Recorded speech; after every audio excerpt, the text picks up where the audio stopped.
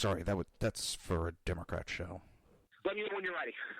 No matter what the technical difficulty is, this man is a professional. He goes all the way.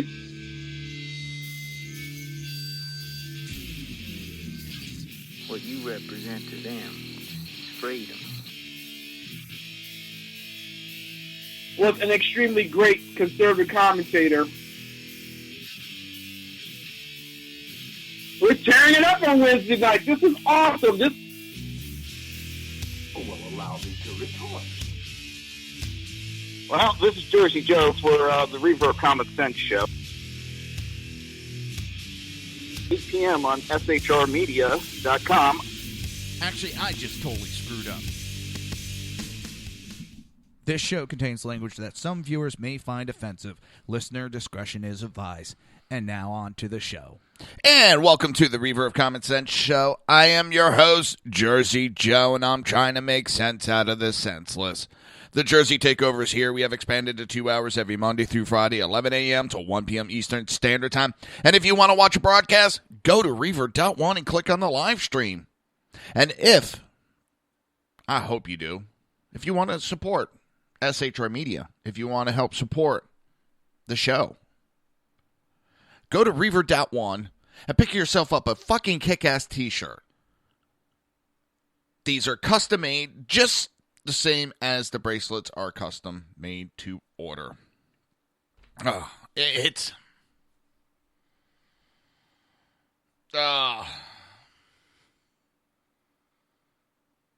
I'm very agitated today. This whole bullshit that's going on. Just pissed me off more and more. I got this idiot. I'm in a little Twitter war going back. And of course, I'm a bigot and all that crap. Because I will not bow down to, we shouldn't split up the families. Our immigration laws are wrong. They're immoral. He didn't like that I asked the question, should we give sanctuary cities to murderers, rapists, and robbers? Oh my God, how dare I compare? No, what I'm comparing is that they broke our laws. Period. We didn't ask them to break our laws and come in this country illegally. So no, we are not splitting those families up. We are not. They are splitting their families up by coming here illegally. It's that simple. They broke our laws, not us. We have some of the most relaxed immigration laws. Hell, go into North Korea illegally. You'll be lucky if you don't get shot on sight. So sick of this whiny-ass bullshit. Complain about everything. You don't like the immigration laws, that's fine. Then have them changed. Hell, there's a lot of laws I don't friggin' like. But I'm not going to go out there and whine and put safety pins. Oh my God. My friend's dad's going to get deported. It's not fair. Well, he shouldn't have come here illegally. It's that simple. Don't break the laws. And unfortunately, breaking laws have consequences. And yes, sometimes that might mean some kids get sent back. Yes, they are, as of right now, American citizens. I don't believe just because someone comes here and pops a kid out, that kid's automatically an American citizen. Their parents were criminals.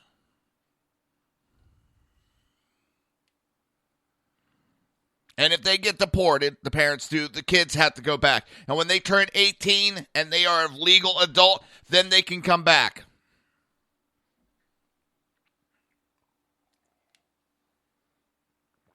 Otherwise, I piss off with this whiny-ass bullshit.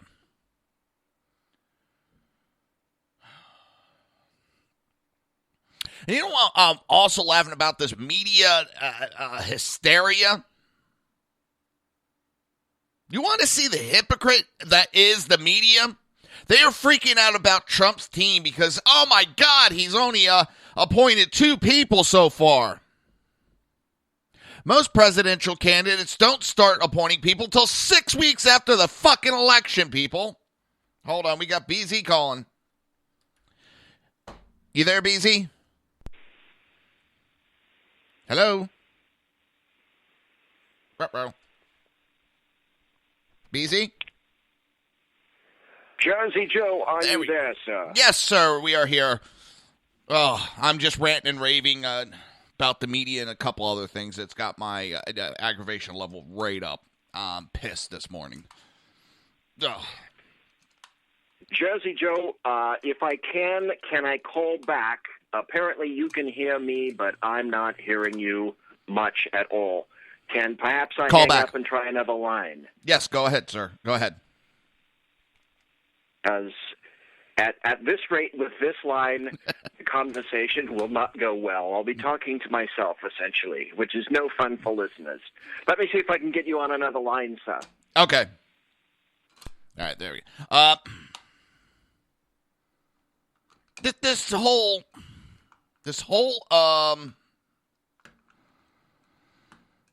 he hasn't appointed. I mean, seriously, some of the administrations never appointed the first people till 6 weeks later. 6 weeks after the election. He's already appointed 2 people. He's putting a cabinet together faster than most presidents do after 6 weeks. Oh, my God, he gave the press the slip. Oh, he's not going to be transparent. All right, let's try this again. Take 2. Are you there, BZ? Now you're talking. All right, how you doing, sir? Excellent. So tell me about the temperatures where you are right now. Is it starting to get a little cooler? Yes. We've been hitting about the 80s during the daytime, and at nights we've been getting down to the 50s or 60s. Okay, all right. Because I say that because where I've got I used to work down in Sacramento, and that's where my wife lives, but I've got a house that's actually up in the Sierra Nevada mountains, and that global warming, that terrible, official, heinous, terrible, reprehensible global warming. Well, a few nights ago, I got global warmed on, and oddly enough, it resembled snow. Oh, jeez. So, how terrible. I know.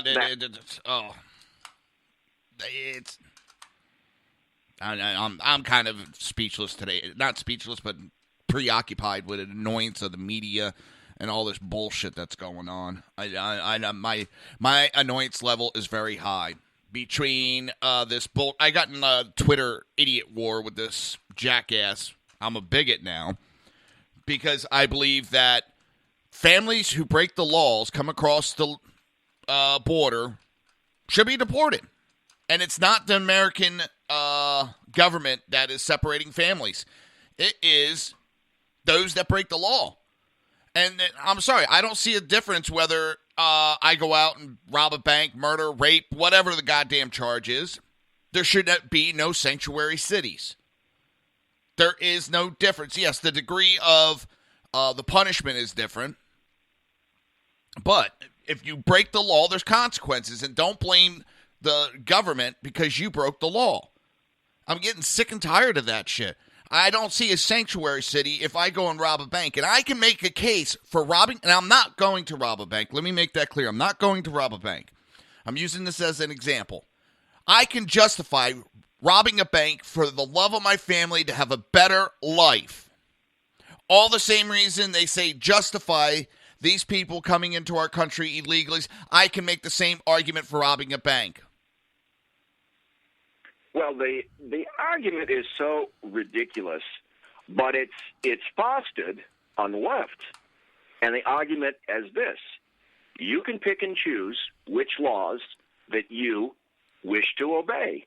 Well, the precedent has already been set. Now, it depends upon your political bent in terms of which laws you want to obey or disobey. And it's really odd that you should happen to speak that today, because there's a particular little quote by an individual who, oddly enough, lives, he's an instructor at Fresno State University. here in the gloriously downtrodden state of Fornicalia, where I am a minority. So Caucasides are, of course, minority in California, but the gentleman's name is Victor Davis Hanson. I don't know if anyone happens to know of that particular individual, but he's a remarkable scholar and also wrote a book called Mexifornia, which is rather prescient in its insight. It came out about, right now, probably about 8 years ago or so, maybe even 10 years ago. And Victor Davis Hanson happened to write about the sanctuary city situation. He said much of the rural West opposes the Endangered Species Act. Now, can Wyoming, for example, declare that federally protected rats and bugs are not protected inside its state borders when such pests obstruct construction of dams or highways? That's picking and choosing what law you wish to obey. Yeah, I didn't think of that one either. Many conservatives oppose federal restrictions on gun sales. Could Oklahoma City declare handgun purchases within its city limits free of federal firearms statutes? Well, it's picking and choosing which federal statutes you wish to obey. Perhaps Little Rock could ignore a Supreme Court ruling and announce that gay marriage is not legal within its jurisdiction. Well, on what rationale would liberals in California object to such nullifications? That neither state nor city had the right to ignore federal law or to obstruct the law enforcement duties of federal officials. He brings up an excellent point. Chief Charlie Beck of the LAPD has said that he's not going to enforce the laws. Rahm Emanuel of Chicago has said he's not going to enforce the laws. Not Bloomberg, the other gentleman that's the mayor of New York City, whose name escapes me at this point. That's Bloomberg. Bloomberg is mayor of New York City. He's not going to enforce federal laws. This is, if you want to talk about a populist revolt in terms of Trump, well, I submit equally that there's a populist revolt with regard to sanctuary cities. Yep. They're a blatant violation of federal law. Well, what they just did, and not to interrupt, those governor or mayors and police chiefs, they just broke federal law because they are promoting illegal aliens coming into the country and protecting them, and that is directly against U.S. Code 1324, one of the subsections. You cannot verbally encourage illegal immigration, and that can get you anywhere from 5 to 10 years in prison. Well, oddly enough, I happen to know exactly which USC code you're talking about on that. They are a violation of federal law, but leftists want to claim, they want to pick and choose which laws that they're going to obey today or tomorrow. Now, if persons on the right, or with regard to another topic, shall we say, should just exactly decide what laws that they're going to obey, the hue and cry would be tumultuous. It would be amazing. There's a guy named James Walsh. He's a former Associate General Counsel of Immigration and Naturalization Services, and he quotes that exact same section. And 8 U.S.C. 1324 deals with those persons who knowingly conceal, harbor, or shield undocumented aliens, and that clearly could apply to officials in sanctuary cities and states. Well, if you enforce it, like all of the other laws, if you enforce it, I say to all the leftists who want to pick and choose which laws that they want to obey, just be honest. Leftists won't be honest. Yeah. They'd rather be hypocrites. And here's the honesty of it all. Jersey Joe, why don't they just come out and say, let's not have any immigration laws at all. Let's simply take down the laws and open the borders. Now, number one, that would please the hell out of libertarians. Big L, which is why I'm not a libertarian. Big L, I'm a small L libertarian, because once you do that, Then the other libertarian thing that I grandly disagree with is it's hot and cold running drugs 24/7 whenever you wish. And having been in law enforcement, I've seen the consequences of stupidity like that. Well, repeating it all over again, California, the state where I live, I'm behind enemy lines in California. Of course, they just approved recreational marijuana because, dude, why would you not want to? Exactly. It's like giving people the choice. Do you want to get a raise? Do you want to raise minimum wages, which is giving a person a raise? Who wouldn't vote yes for a raise? Oh, no, man, I think it's a bad idea. Let's not give ourselves a raise. If your boss came to you and said, do you want a raise, would you say no? Well, it's the same thing with the pot, you know. Oh, do you want to go have some fun and smoke pot? Oh, hell yeah, let's go smoke pot. Let's get high. Oh, go ahead. It's like, and I don't remember the person who made this quote, but when basically the electorate finds and discovers, as obviously they have, that they can vote themselves largesse, which means that they can raid the Treasury whenever they wish if they simply vote for it, then when there's no obstruction to doing that, why wouldn't they? Because you pander to the lowest common denominator. And the lowest common denominator in all of this, the running thread through it all, are votes. Yeah. This is a naked attempt by the leftists, progressives, Democrats, and whatnot, to keep themselves in power in perpetuity, forever, so that there can be no pushback. You know, let me ask you, sir, and all the listeners and the people in the podcast that are listening right now, you have to ask yourselves, what is this all about? You have to step back and look at the large picture. And the question, when you ask that, what is this for? What's the whole purpose? The purpose, I believe, is only one: to make sure that Democrats have all the power, all of the voices, and to stomp out oppression. So because of that particular idea, like yourself, you have to ask yourself another question. Well, where is it that conservatives are strong right now? I submit that they're strong in 2 points, in 2 places. And that's on the internet, and that's on the radio. Yeah. You can say perhaps a bit on TV, but no, in my opinion, that would be wrong. So, if you've identified possible sectors where conservatives are strong, and given that you want to do something to ensure the continued strength of Democrats, leftists, etc., what 2 areas are you going to attack? You're going to attack the ability of the right or conservatives to communicate. Well, how do conservatives and the GOP and the like communicate? Well, generally we communicate over the internet, and we communicate over radio, terrestrial radio. Well, we kind of know that terrestrial radio is going away a little bit, and we've got a piece of the pie on cable news and whatnot. So then, having identified those 2 areas, where are the 2 areas that leftists are concentrating, that they want control?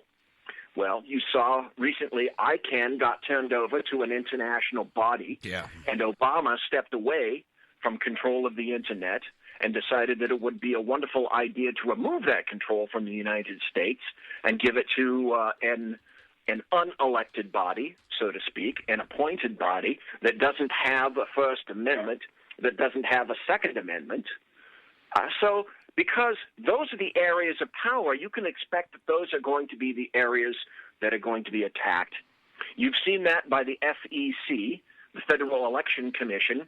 You know, the people that sit on these commissions, the FEC and the FCC, the Federal Communications Commission, which regulates the airwaves, they have commissions in which mostly leftists sit on these boards, and they waver just about 50% On each of these boards, there's one individual who happens to be a Republican on each board that has kept, essentially, me, you, if you write a blog, from having to have a license to blog. Can I interrupt real quick, BZ? Can I jump in? Yes. Did you notice Google and Facebook have done a list of sites that put out false information? And all it is a list of conservative sites.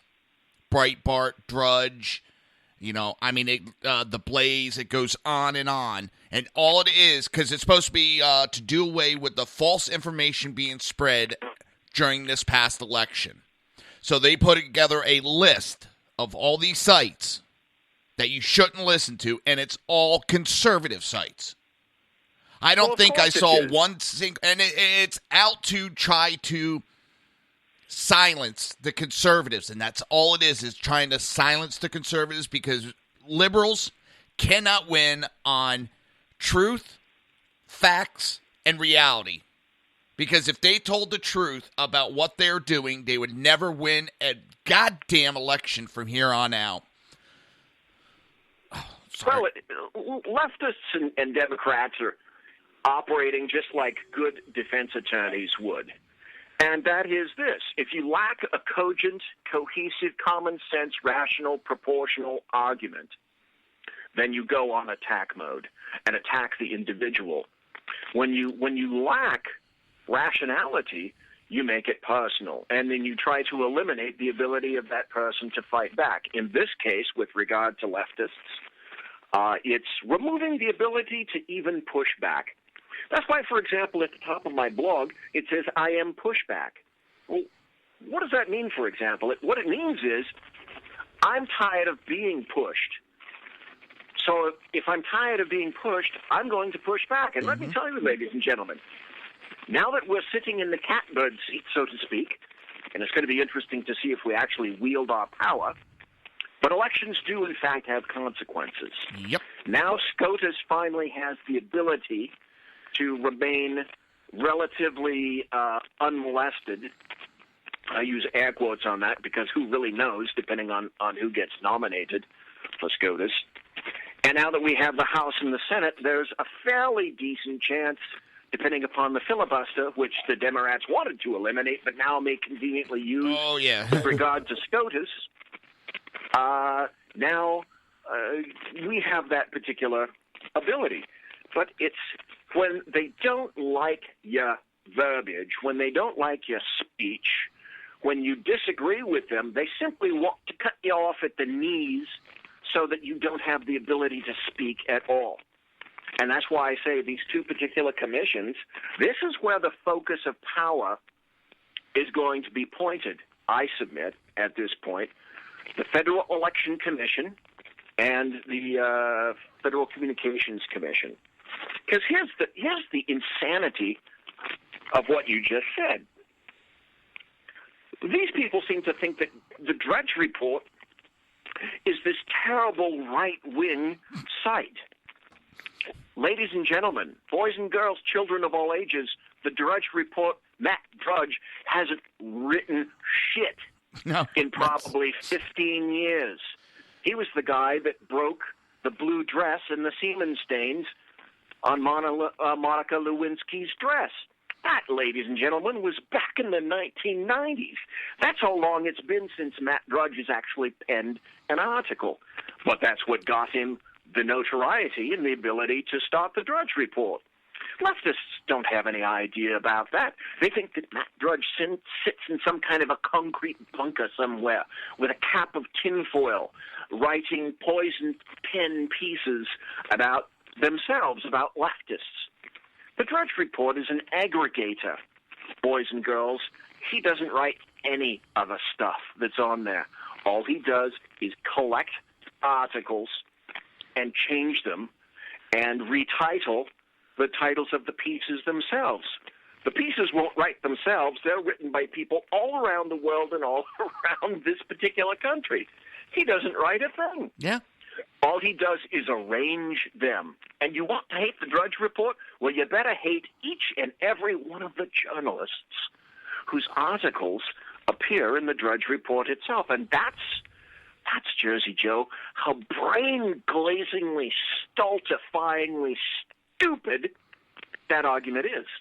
But that's what leftists want to do. Well, let's take the big news yesterday was Donald Trump went to dinner without the press. His administration is not going to be transparent. Well, hold on. I don't remember hearing this back in 2008 when Mr. God of the mainstream media, President-elect Obama, ditched the media to go out to dinner after being elected. He went and had some, as they said, family time, and that was acceptable. But can you hang on just for a second? I've got to go yell at some dogs.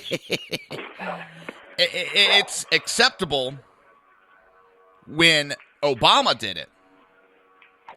But now that Trump's done it, oh my God, it's the end of our republic. It's the end of the way this modern-day government works. And that's right there is showing.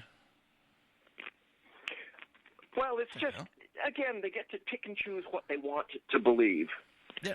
Politico, for example, it's not known to be a right-wing rag, so to speak. It leans rather left. Well, how about an article by Josh Gerstein and Patrick Gavin on April 28th of 2010, 6 years ago? The first period of President Obama. And the article is entitled... Let me interrupt you. We're actually late for a break. Can we hold that till after the break? No, that's my fault. I didn't realize we were that far into it. Time's fine. We're going to be right back after this commercial break. You're listening to the Reaver of Common Sense right here on SHR and HB Pundit. We will be right back.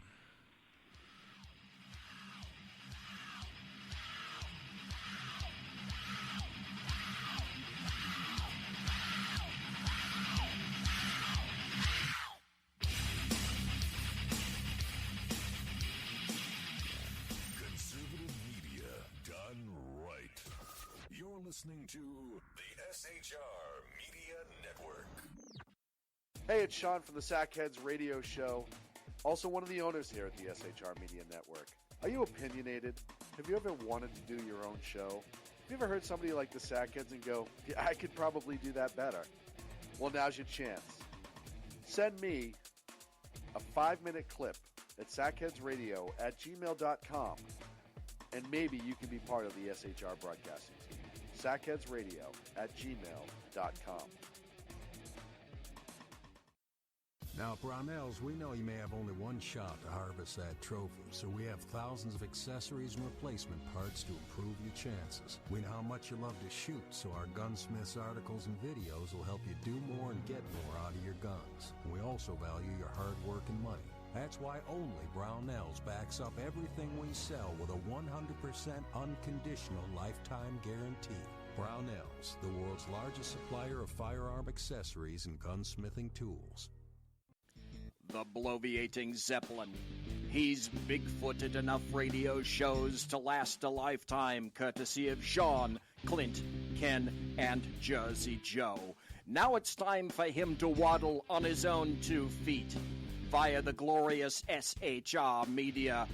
Gird thy loins for the bloviating Zeppelin's Berserk Bobcat Saloon. Coming soon to ossicles near you. Excelsior.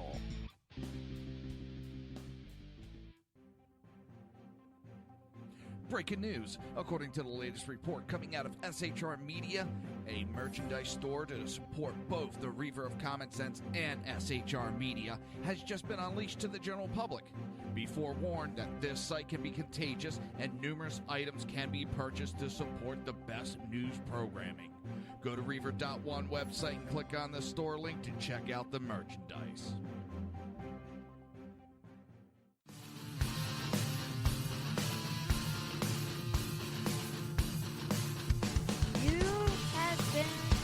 Listening to Reaver of Common Sense, hosted by my dad, Jersey Joe.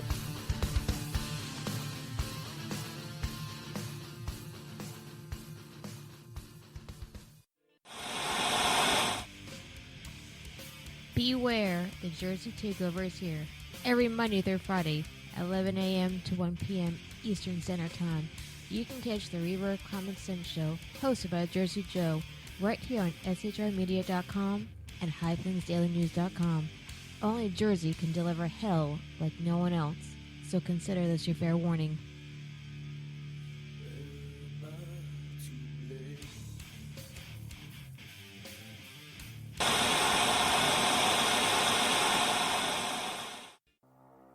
In a world controlled by corrupt politicians, You got a business. That you didn't build that. a team of ordinary men emerge from the ashes to give voice to the voiceless and hope to the hopeless. Sackhead Sean. Dude, I'm not saying coffee is stupid, bro. Sackhead Clint. All good friends of ours usually show up drunk. Also starring Sacco as the producer. I'm a little bit drunk, 'cause I'm drinking.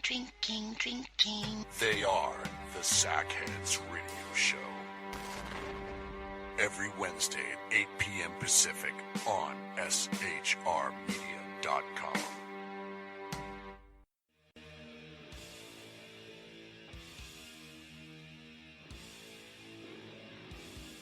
Every Wednesday night, 8 p.m. to 9 p.m. Eastern Standard Time, you can catch the Southside Mutt Show with its hosts, the Jersey Boys, Jersey Joe and Crash, right here on SHR Media and High Plains Pundit Radio, where we will be digging up the dirt.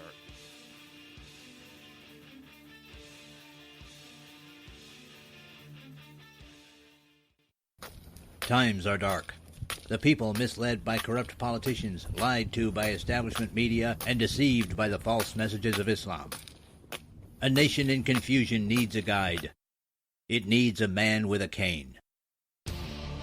I'm Dave Milner. Join me on Spreaker, SHR Media, High Plains Talk Radio, Live Rebooting Liberty, and YouTube for a unique brand of commentary on the unpleasant blind guide. Because truth is not always pleasant.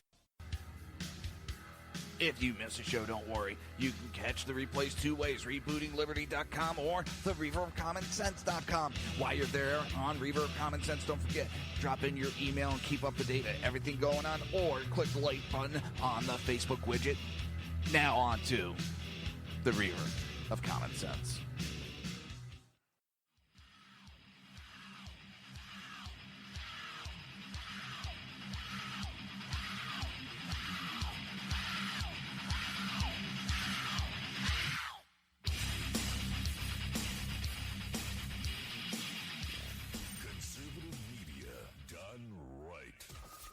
Listening to the SHR Media Network.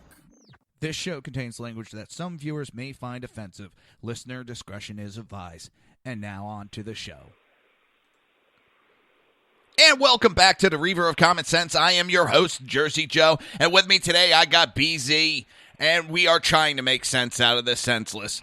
The Jersey Takeovers here. We have expanded to 2 hours every Monday through Friday, 11 a.m. till 1 p.m. Eastern Standard Time.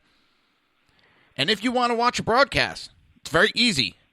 Go to Reaver.1 and click on the live stream. And if you want to support the show and support SHR Media, go to Reaver.1, click on the shop button. It's so easy, even a liberal can do it. So, I interrupted you. You were getting ready to talk about something, and I had to interrupt you for the break. So, the floor is yours, sir. Thank you. I like that. It's so easy. Even a liberal can do it. You were talking about how the press call went nutty when Trump went to dinner, and I draw two specific distinctions to the table, and I predicate everything mostly in terms of my bottom line is logic, fact, common sense, rationality, and proportion.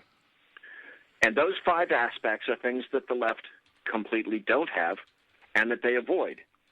Now, if Trump had decided that he was going to go and attend something that had to do with his administration, or if it was something that were inherently political, or it was a particular meeting with an important individual or collective, or if he was flying somewhere to a different state or to a different nation and decided to leave the press corps behind. Yes, I'm sure that they'd pinch Twinkies over that one. Ladies and gentlemen, there's two different things here: politics and personal life. Hello, get over it. He went to dinner without you. Boo-hoo, cry me tears. That's absolutely ridiculous. But everybody is saying, well, this is absolutely unprecedented. The non-transparency of Trump. No, it's not. As you pointed out in 2008, and there's an article in Politico, which is not a right-wing organ by any strength of the imagination, on April 28th of 2010, 6 years ago, Politico Josh Gerstein and Patrick Gavin wrote the article entitled, Why Reporters Are Down on Obama. So 6 years ago, one of the enduring storylines of Barack Obama's presidency, dating back to the earliest days of his candidacy, is that the press loves him. Most of you covered me. All of you voted for me, Obama joked last year at the White House Correspondents Association dinner. As an aside, for me, stepping away from the article, exactly what Obama said is absolutely right. 95% of the newsrooms throughout the fruited plain, they're all leftists in there. They'll never tell you, but look at any poll. Look at how people react and where they place their money. Newsrooms in the United States are committed to the left. So when Obama said, most of you covered me and you all voted for me, he knew he had the bully pulpit, and he knows he has the bully pulpit with the press. Then the article continues. But even then, only 4 months into his presidency, the joke fell flat. Now, a year later, with another correspondents' dinner, Saturday night, likely to generate the familiar criticism of the press's cozy relationship with power, the reality is even more at odds with the public perception. This is very interesting, Jersey Joe. The article says this.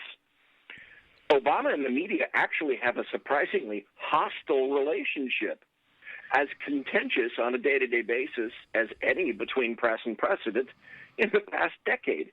Reporters who cover the White House say they were bitching about Obama in 2008 and 2010, 8 years ago and 6 years ago, just as you say. Reporters say the White House is, oh, that's too bad, it's thin-skinned, controlling, eager to go over their heads, and stingy with even basic information. What? Are you trying to tell me President Obama is not transparent? Well, he proclaimed it. He said his was going to be the most transparent administration in the history of the United States.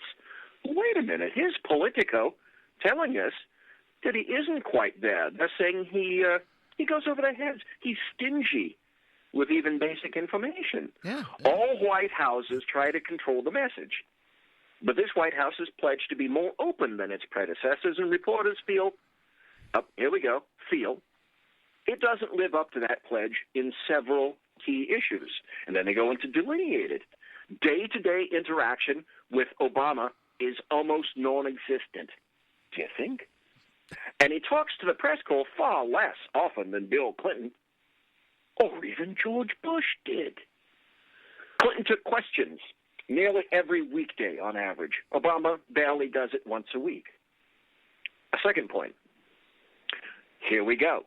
The ferocity of pushback is intense. A routine press query can draw a string of vitriolic emails. A negative story can draw a profane, high-decibel phone call. Or worse, some reporters feel like they've been frozen out after you cross the White House. Another point.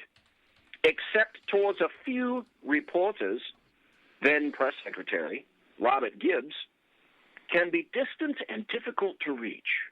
even though his job is to be one of the main conduits from president to press. Quote, "It's an odd White House where it's easier to get the White House chief of staff on the phone than the White House press secretary," one top reporter said.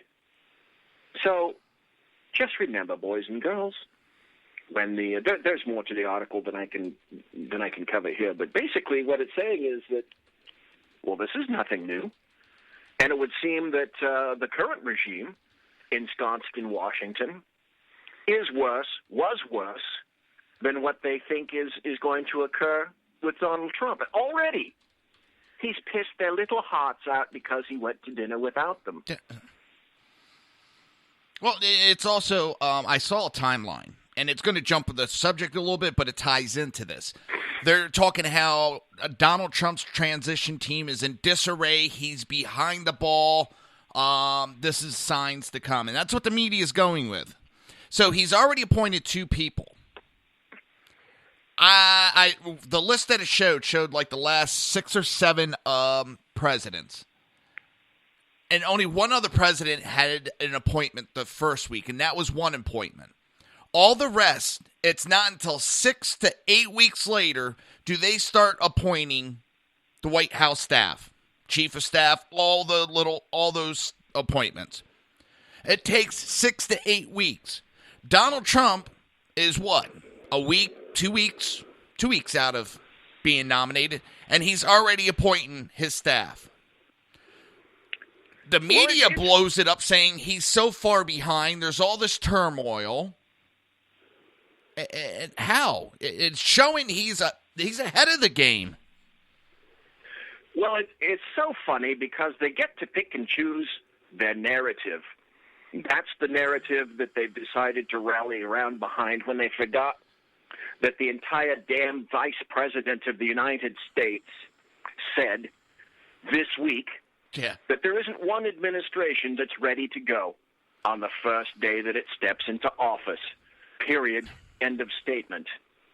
Well, they'll cover all of that information. You see, what you know now is that you've identified their narrative. They've stated it, and that's what they're going to go with. Which is sort of gets to my end point. And that's it. This. As I said last night, what you're seeing now, if you think there's going to be any rest, this, ladies and gentlemen, is the new normal. This is just the beginning. This is how things are going to go. When you think that all of a sudden there'll be a lessening of the various attacks, you can expect the personal attacks to ramp up, not down. You can expect more pushback by the left, not less, more. And so the Republicans are going to have to get themselves together. I'm sorry, that's sort of something that the Republicans are not used to doing. But they're going to have to attempt to consolidate power. Or they're going to be as useless, essentially, as they were under George Bush when they held all 3 points, the White House, the House, the Senate, and they did absolutely nothing with the power because they were afraid. They were fearful. And that's one of the things that created the backlash. That philosophy is what created Donald Trump. If you don't want Donald Trump, if you didn't want Donald Trump, what the electorate is finally starting to tell you is show some spine. Yep. Show some pushback. What did they do when they had all 3? They passed Obamacare. Well, and you've got the Gang of 8 as well. So it's corrupted from the inside, additionally. Well, I get in the argument they talk about, well, we need to redo immigration. The left wants to redo immigration. They could have passed that in 2009. They could have pushed that right through, whatever they wanted. We need gun control. Why didn't they push that in 2009? I know, 7 months they only had it. That's 7 months that they could push. They pushed Obamacare. That thing was a monstrosity, and they got it through. They could have done the same to immigration and gun control. But they don't want to fix those things. They never do. Because what would they bitch about? during elections. So now they're afraid Donald Trump's actually going to fix these issues, and what will they complain about? They're taking away all the points that the liberals use to get elected, all the bitching and moaning, and they're taking it away. I've said it before. I think the American people are waking up, and I saw an article. I think this is what we discussed off air. The American people see the Democrats, and the only argument they've had this whole election is sexist, racist, a bunch of phobias and isms. That's what they did. That was their whole campaign. It's still going on. But I think the people voted against that and said, we've had enough of that. We want policy. As much as they say Donald Trump was divisive, yes, he played the game and he attacked Hillary. But he talked more about policy than Hillary ever did. And I always say, when a Democrat is accusing a Republican of something, you better look at what they're doing, because that's exactly what they're doing. They accused Donald Trump of going low. That's all Hillary did was went low. How many times did we hear, and this is a point Sackhead made, and I thought it was an excellent point. They constantly compare, still to this day, that Donald Trump is Hitler and his administration will be comparable to Nazi Germany. Let's take a look at that. Let's even step back to Obama's administration. And as you said, the media is pretty much in bed with the left. And that's one of the things the Nazis needed, was control over the media so that they could spread their lies, keep pushing their lies. And there's a thing within psychology that if you tell a lie often enough, it becomes the truth. And that's what the left do. They keep telling you the same lie over and over and over and over and over again until you believe it's the truth. But they need the media, the Nazis did back in 1930s. And then they needed to take control of the people. So they created false events to push why we need more government, why we need gun bans. And it started out, we just need to register the guns. Then it went to, we know where the guns are, we need to take them away for the safety of the people. So if you really want to go to comparing Nazi Germany to anybody, it's more comparable to the left than Donald Trump. And it's, to me, I'm sorry, it's a weak argument when you compare. Because that's saying you don't have any other argument, so you're going to go to the good old bag and pull out the Hitler card. It's as bad as the racist card, and I've lambasted the right for doing it. I've been guilty of doing it in the past. And it's just, I've sat back and watched, and it seems whenever anybody doesn't have a argument, they got to pull out, well, he's Hitler. That's Nazism. The left has fear-mongering, and that's all it's done this election. Well, and everything is linked. Everything dovetails. Everything is interconnected. The press decided that they were going to hate Trump because he wasn't playing by the rules. Yeah. Historically, in the past, the press said jump to politicians, and the politician would respond, fine. How high? Yep. Basically, Trump denuded, he deballed, he emasculated the press, proving them to be the craven pussies that they are. They started any number of narratives against Donald Trump a year ago. And for all of their effort, what do they have as the result of it? Well, I know what they have. They have President-elect Donald Trump. Thank you very much. He proved that if you do, in fact, push back and you don't much care what the press says about you, and then you can throw it back with equal aplomb, basically, that you remove their power. People cannot stand to have their power removed. And I'm telling you, Jersey Joe, that's another reason that all the little rightists like Michael Medved, George Will et al.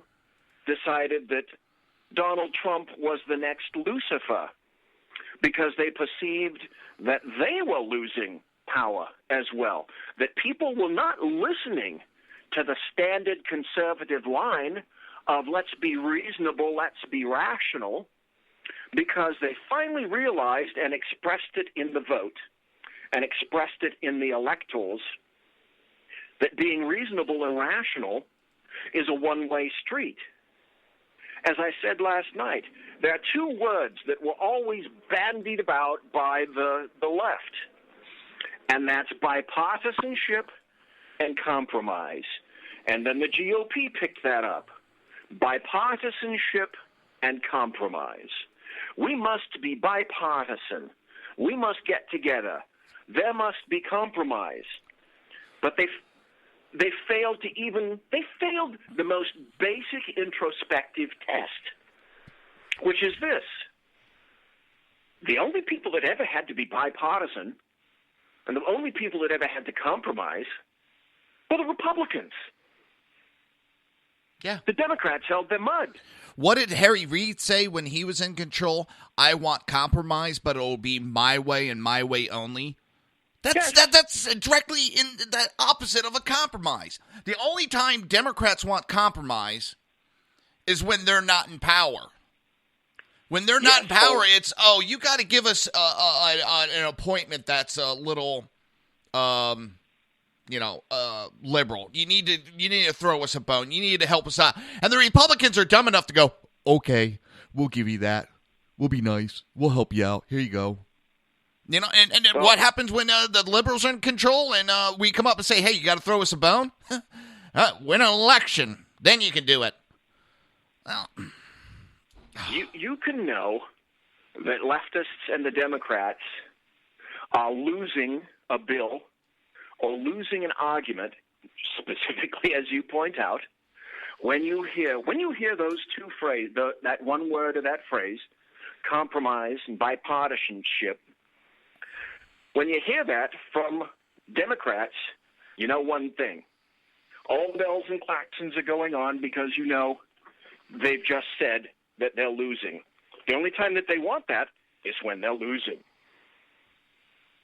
It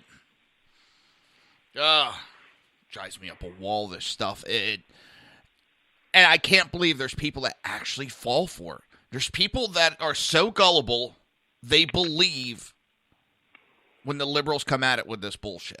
And they just fall for it, hook, line, and sinker. And there's people on the conservative side that, not as many, but there is lemmings on the right. And I don't like that. I'll be truthful. Now that the election's done, main reason that I went with the Republican Party, why I switched officially, it was my original way of telling our government I'm not happy with what the Democrats were doing. Yes, it's one little tick into the Republican, but there's a lot of people that switched over in that time frame from the time Obama got voted in. A lot of people switched over to Republican Party, and I've talked to a decent amount of us, and it was not that we're Republican, diehard Republican. It's that we wanted to show the government that we were unhappy, and it was our little voice to say, hey, we're not happy about, so we're showing you by the numbers. I'll probably switch back to independent. Not because I don't like the Republican Party. It's because I'm not beholden blindly to any party. I try to pick the best candidate. Lately, yes, hands down, it's been the Republicans. In the past, has there been a couple Democrats that have earned my vote? Yes. So, I'm not somebody that just blindly follows, and I don't like when other people do. And I'm not accusing anybody specifically. Both sides have their problems. But right now, the Democrat Party, and that's what may keep me as a Republican for a little longer, is the Democrats they're standing for everything that is against America. They are destroying, and I'm scared of what this country is going to be. We cannot get back to what we were. It's that far damaged. Doesn't mean we can't be, excuse the quote here, great again. But I don't think we'll be the country we were before Obama. We're too far damaged. And they're pushing these anarchists too far. And if you look at a lot of the signs, this for the listeners, pay attention to the signs these people are holding. Read the small print. Pay attention to the people that are holding the signs, because you'll see recurring faces throughout various cities. These people are paid to be there. They're in. MSNBC is sitting there screaming, "This is organic." Yeah, I know. People just thousands of people just happen to show up at the same time without being told. The buses that brought them in, it's just a coincidence that they're parked there. And the thousands of pre-printed professional signs is just a coincidence. And when you look at the bottom of them, it'll say sponsored by, and all the other thing. And it'll usually be a socialist party or a communist party. And it's right there on the sign, but people never pay attention to that part. We got to cut for a break. Are you going to stick around a little bit longer, BZ? Sure, if it's all right with you, sir. That's perfectly fine with me. You're listening to the Reaver of Common Sense with a guest, BZ, right here on HP Pundit and SHR Media. We will be right back.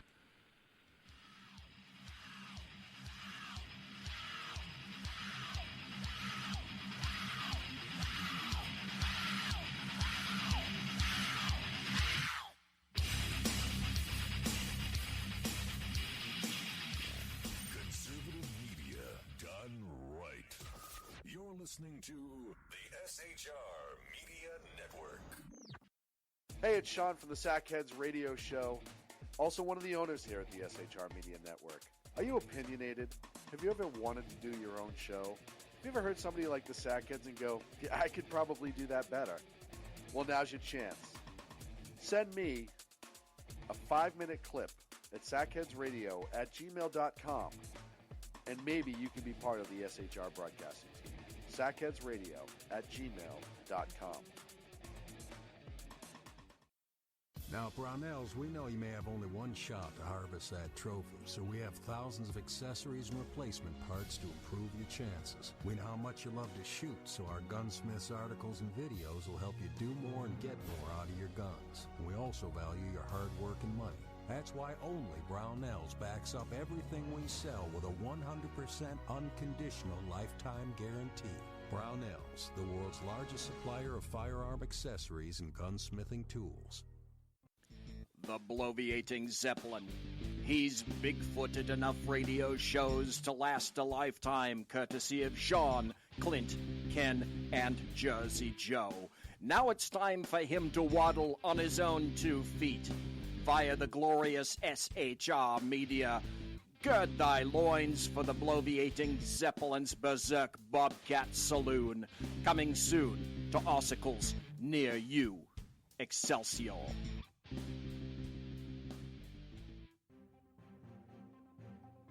Breaking news. According to the latest report coming out of SHR Media, a merchandise store to support both the Reaver of Common Sense and SHR Media has just been unleashed to the general public.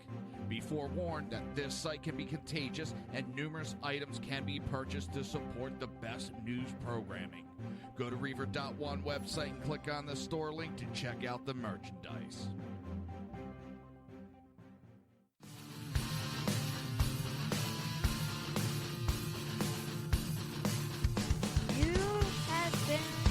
Listening to Reaver of Common Sense, hosted by my dad, Jersey Joe.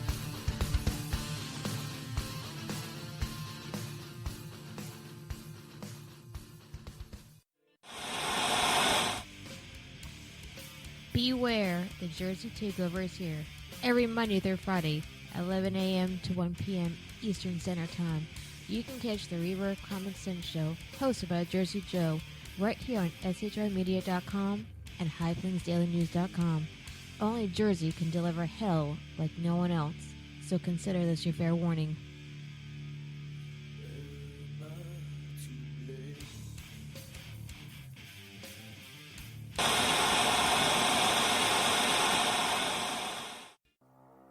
In a world controlled by corrupt politicians, You got a business. That you didn't build that. a team of ordinary men emerge from the ashes to give voice to the voiceless and hope to the hopeless. Sackhead Sean, Dude, I'm not saying confidence, stupid pro. Sackhead Clint, All good friends of ours usually show up drunk. also starring Sacco as the producer. I'm a little bit drunk, I'm a little bit drunk, 'cause I'm drinking, drinking, drinking. They are the Sackheads Radio Show. Every Wednesday at 8 p.m. Pacific on shrmedia.com.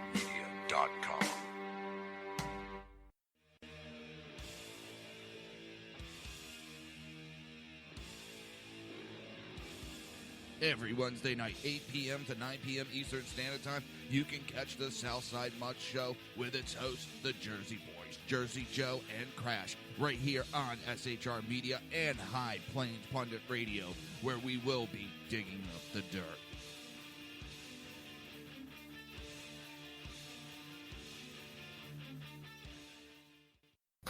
Times are dark. The people misled by corrupt politicians, lied to by establishment media, and deceived by the false messages of Islam. A nation in confusion needs a guide. It needs a man with a cane. I'm Dave Milner.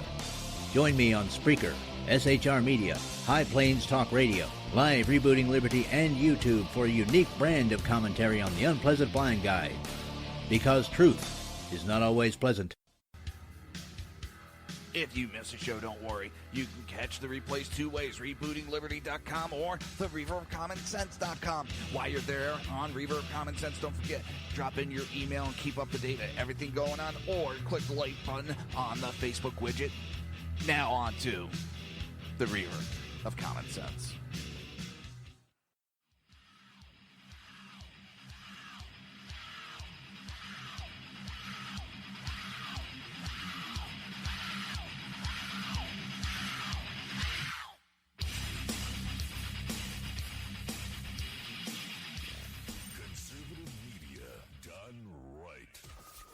Listening to the SHR Media Network. This show contains language that some viewers may find offensive. Listener discretion is advised. And now on to the show. And welcome back to the Reaver of Common Sense Show. I am your host, Jersey Joe, and I am honored to have BZ with me today. We're trying to make sense out of the senseless, but when dealing with liberals, it's an impossible Herculean task. Now that I totally went stuttering on that. The Jersey Takeover is here. We have expanded to 2 hours every Monday through Friday, 11 a.m. to 1 p.m. Eastern Standard Time. And if you want to watch a broadcast, that's very easy. Go to Reaver.1 and click on the live stream. Last but not least, do you want a kick-ass t-shirt? If so, you could help support the show and help support SHR Media by going to Reaver.1 and click on the shop button. And welcome back, BZ. I'm glad you're here today. I really appreciate it. Well, thank you very much, and thank you for having me. You're very kind to do that. Ladies and gentlemen, I should like to point out also that Jersey Joe has some of those very nice corded bracelets, and I bought one for my wife and one for myself. If you go to Reaver.1, you'll see his shopping area. And I bought one of those corded paracord bracelets for myself with a plastic clasp, and I bought one for the wife that has a metal clasp. And luckily I turned in the proper measurements, and they were great. So, folks, if you're looking for those, they're nice to look at, and they're practical, and he's got a ton of different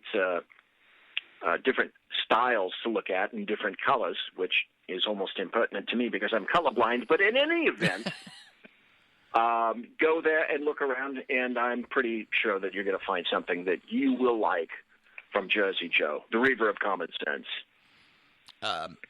I've been wanting to play this, and I know you won't be able to hear it, and I'll explain it as it goes along. This has really nothing to do with politics. This is just a break from the monotony. It's a town hall meeting, okay? And pay attention when they ask for the mayor for his discussion. I'll explain it as it goes along, BZ. All right. Move to add the emergency clause. Second, adding the emergency clause. And discussion? Mayor, would you like to speak regarding this? And everybody heard that correct. In the middle of the meeting, they're talking about emergency clause, and they asked the mayor for discussion, and all of a sudden, someone farts. And next thing you know, just everybody starts laughing. They're like, that's the first one. I think it's perfect timing of mayor discussing. He had a pretty shitty commentary, but it's just, it's hysterical to me. Yes, I like fart jokes and all that, but just in the middle of a town hall meeting, and you know the guy was probably sitting there going, oh, I hope this is quiet. Oh, wait a minute. Uh-oh, that wasn't a quiet one. And it went across the mic, and everybody just starts laughing. And you have the one woman, she's trying to be serious about it, and she's kind of like getting pissed. Everybody's laughing.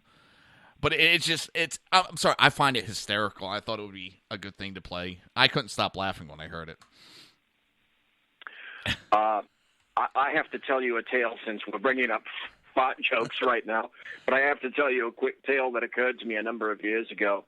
I happened to be in a Nordstrom's, and I don't know if they have them on the East Coast, but on the West Coast, a Nordstrom is a really high-end department store. And you have to have a lot of money to walk into one of these places. Oh, we have them around here. Pardon? We have them. My in-laws, my in-laws love to go to Nordstrom up in I think it's Scranton. They have it. Yeah.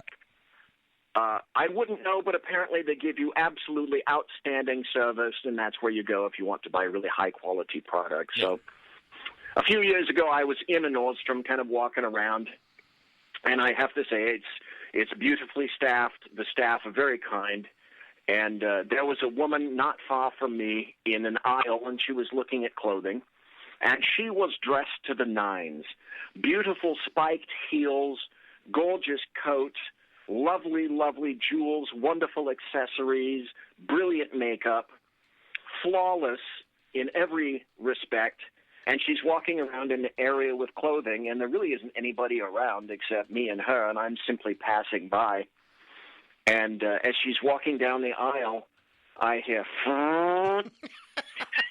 there's no one else around.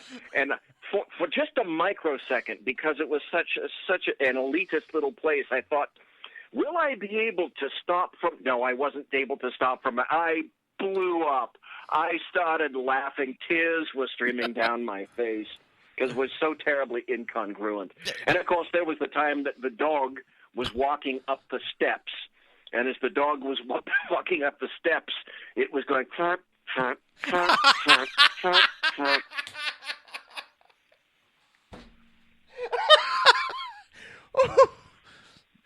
My little Yorkie poo, he was about a year or two old.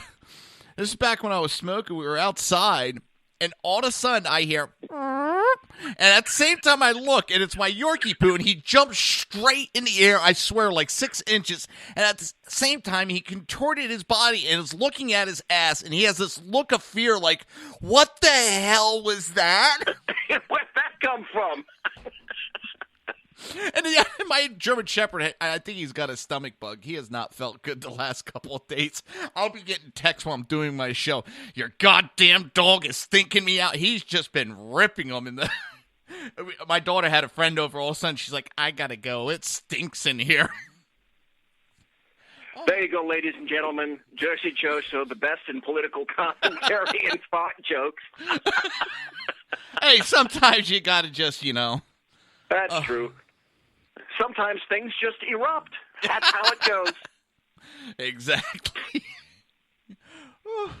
But yeah, I just thought that town hall meeting, because I've been at God knows how many, as a deputy chief, I've had to go to those meetings. And there's so many times it's like, oh God, I got to walk out of here for a minute. Because you got to, it's just like, at the worst time it's going to sound the worst. I think the best fart thing I saw, we're working a code on a gentleman, and the medic, she was a very heavy-set medic. She kneels down to intubate. Okay, all right. And at the same time, she rips her pants and farts at the exact same time. And it's just, we're all looking like, if we weren't working this code and the wife wasn't over there, we'd be dying laughing. We got done, and I know some people will chastise us for it. We got done and we started talking about and just started busting out laughing. And when you're doing that job, you got to find the stupidest things to laugh at. Because you're human, and you're not a robot. You're human. Well, life is funny sometimes. Yeah. Well, we also in EMS, and I'm pretty sure within law enforcement they do the same thing. To deal with the stress, we make some of the stupidest jokes, some of the sickest jokes. We gotta laugh, otherwise. I mean, literally, we had a guy on the ambulance. He didn't think it was proper to make fun and joke around about it. He lasted about 1.5 years before he tried to commit suicide. He wasn't successful. He got his head straight. He actually came back on the rig and is still 20 years later doing it, but he learned to make the jokes, how to de-stress himself. I mean, just as go ahead. You can't internalize that stuff for long because you're a human being and it's got to come out. Yeah. And it's called graveyard humor, and you try to make sure that you do it not in front of the public. Sometimes you can't help, but all that does is prove that you're human. Mm-hmm. And when you see the sorts of things that paramedics, emergency responders, and law enforcement see, and the military, the military, of course. When you see those kinds of things, you've got to let go. There has to be a pressure release valve somewhere, and it's in the form of humor. If you didn't do that, that's a coping mechanism. And if you didn't do that, if you didn't release the valve, you would explode. You couldn't do the job. Yep. Simply, period. I had a paramedic, a great paramedic, and he was a medic in Vietnam. And to give an example of how bad it gets, in a 6-month period, I had 12 kids, they were 17 to 21, involved in accidents, and they all died. One night, we had out of 5 kids that were in a car, only 1 survived. Now, we pulled 2 out that were still alive. The 1 died at the hospital. But we literally were just pulling these kids out, 21 years old, out of a car, and just pulling them out and just putting them to the side because we knew they were gone. There was nothing we could do. I mean, you got to make the jokes. I mean, there was a lot of nights, a lot of drinking I did back then. Is it the proper way? Not exactly, but it's one of the easiest coping mechanism. Me and Crash, we talk about it on air. We rode together 10 years, and it would be, we'd get done. It's like, all right, we're going to the bar. We'd have bad nights and just go to the bar and drink. And we knew the bar personnel, so they always took care of us. And it'd be, sometimes they'd just look at us, they'd go, yep, you had a bad night, here's some shots, and line it up. At first they were like, oh, you don't want to drink to get over it. And then we started telling the stories. They're like, here's a drink. They understood why sometimes we would drink. You can't talk it out all the time. It's still to this day. I've been out of EMS for over 7 years now, and one of the kids racing, first night, his parents paid to soup up his car. Just got his driver's license, car all souped up, license plate was too quick, drove down the street, lost control, hit a telephone pole. The impact was so hard from the jawline back, his head snapped off and was outside the car. We had to go in there because his girlfriend was in the car, and we had to work on her. Now, amazingly, she only broke her arm from the impact. So that's the type of stuff that we had to see. To give example, that was one of the, 12 kids I lost. And, there's not a psychiatrist talking about it, but I still close my eyes at night, and I could still see that kid in the car. His right hand on the shifter, his left hand still on the steering wheel, and seeing the bottom teeth in a pool of blood. And that's why we make the jokes, people.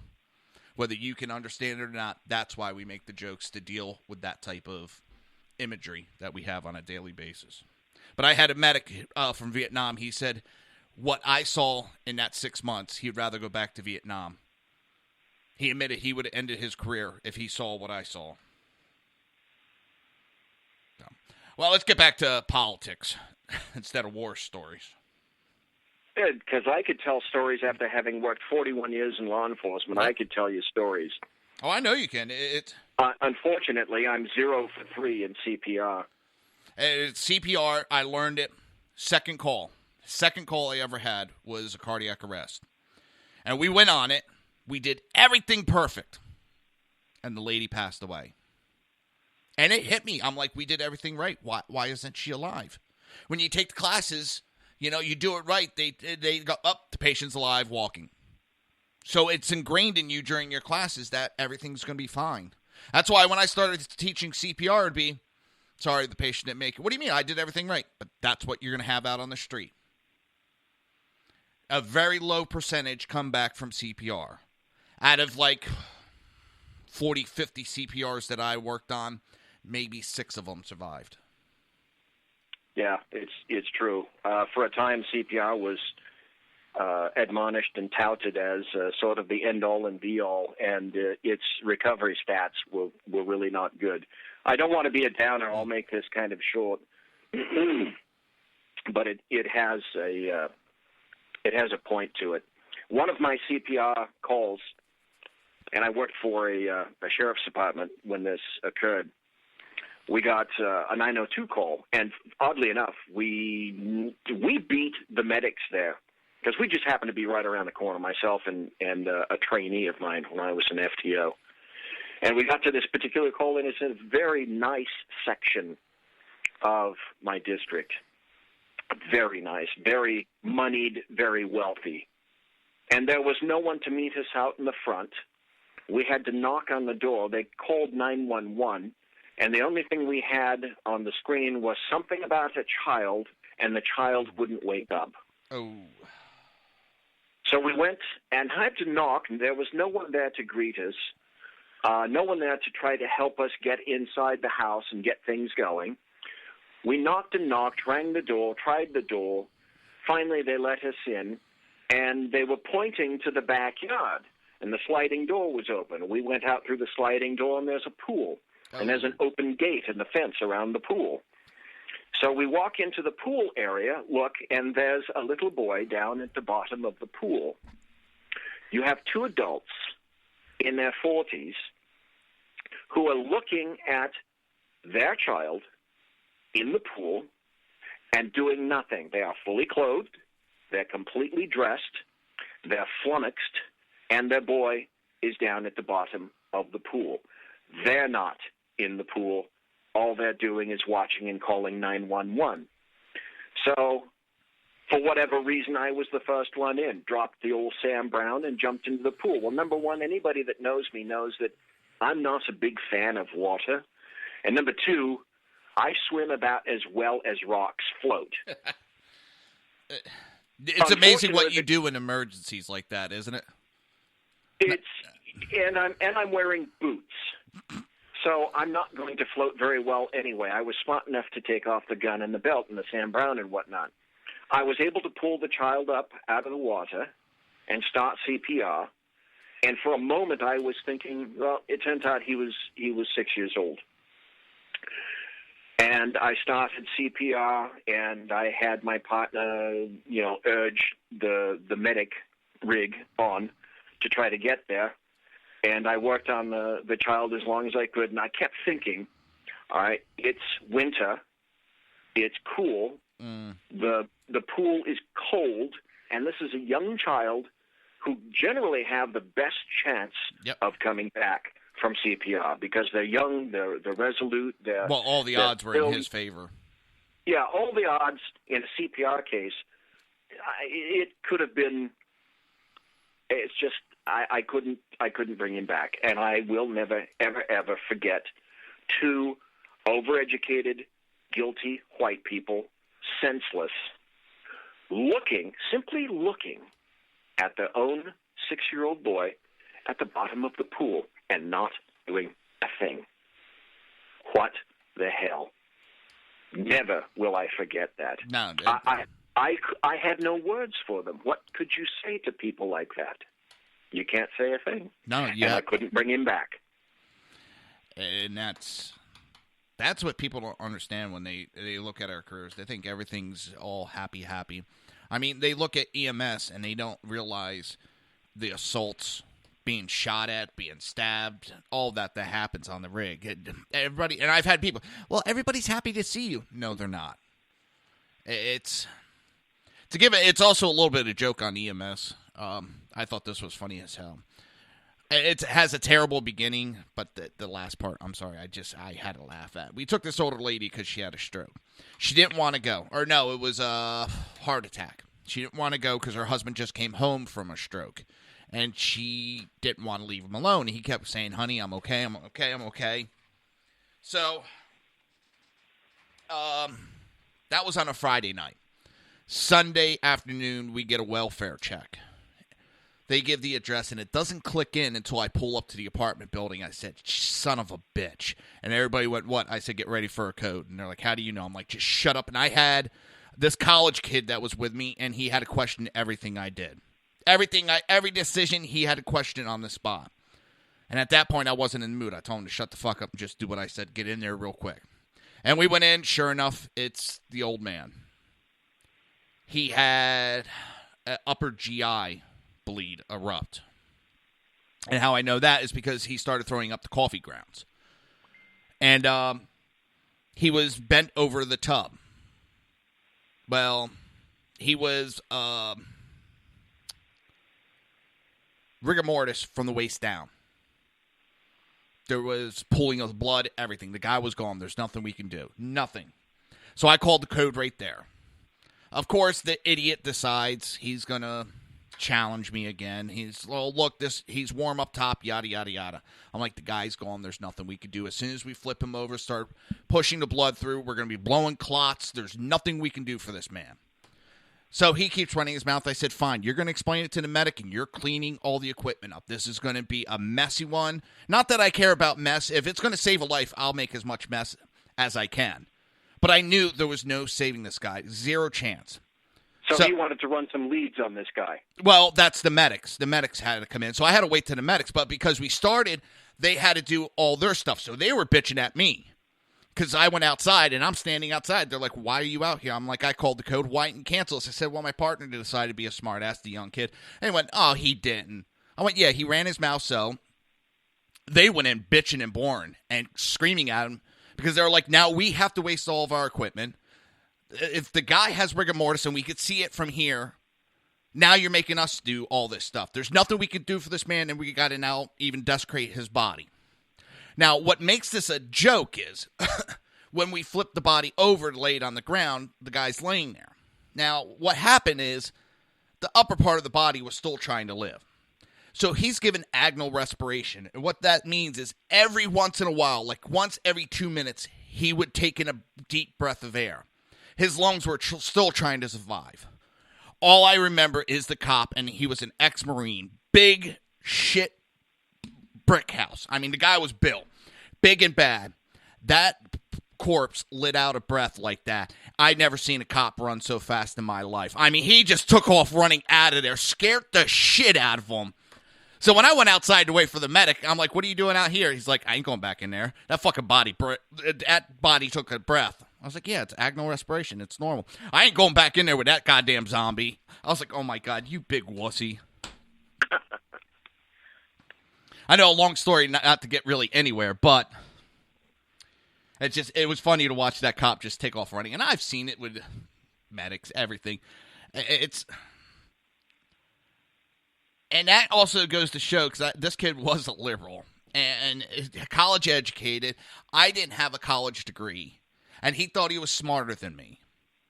I had been doing this career for like 10 years already. I was deputy chief. I didn't get deputy chief for the fun of it. In fact, I wasn't winning on popularity because my nickname was Royal Asshole and Evil Sadistic Son of a Bitch. Because I didn't take anybody's guff. I went right back at them. The crews I was the hardest on were the crews that I liked. I treated them harder than anybody else because I knew what to expect from them. Even the crews that I didn't like and didn't get along with, if I knew they were having a hard night and they had a little downtime, I would go to them. Let's go out to dinner. I'm buying. Come on, I knew you had a hard night. It doesn't matter whether I liked anybody or not. I still treated them all the same, but I got treated different by these college kids because they thought they were smarter than me because of a piece of paper they were going for. Well, my education, I didn't have to pay $20,000, $30,000, $40,000 a year for a piece of paper. There's nothing wrong with degrees, but at the same time, I knew there was nothing I could get out of a college. I know this is total ramblings today, but... Well, who's making more money these days? Someone who's graduated from college or a plumber? I know the answer to that question. Plumbers. The welders make holy shit. My dad was a welder. And when I was born in 1971, he was making $3.50 an hour. And now these guys are making upwards sometimes of, $90 an hour. It's unbelievable. And that's what Mike Rowe pushes. College is not for everybody. Contrary to what my father-in-law thinks, college is not for everybody. And we've put that into their heads so bad, these kids. Everybody thinks they have to go to college, and they put their nose up to trade school. Well, trade school, not even trade school. There's some jobs you don't need any education. They'll train you, and you'll make more money than a goddamn lawyer. Because one thing I learned about lawyers, they're sort of like garbage men. Yes, garbage men make great money for one reason. The hours they work. And same with lawyers. They put in so many hours to make all that money. Unless you're a top law firm or something. But for the most part, you have to work so many goddamn hours to make that money. This shouldn't surprise you. In the state of California, there's a janitor who made $200,000 in a year. Yeah, but also California, the cost of living is ridiculous too. At the same time, but yeah, $200,000. Holy shit! Well, he also, what they forgot to write in the article was that he wrote he basically took all the overtime that he possibly could. Yeah. And they had tons and tons of overtime for him, so he took it all. In terms of money, ladies and gentlemen, everyone is kvetching for a $15 an hour minimum wage. My first non-federal law enforcement job for a local coastal agency in the state of California, my wage was $5.70 an hour.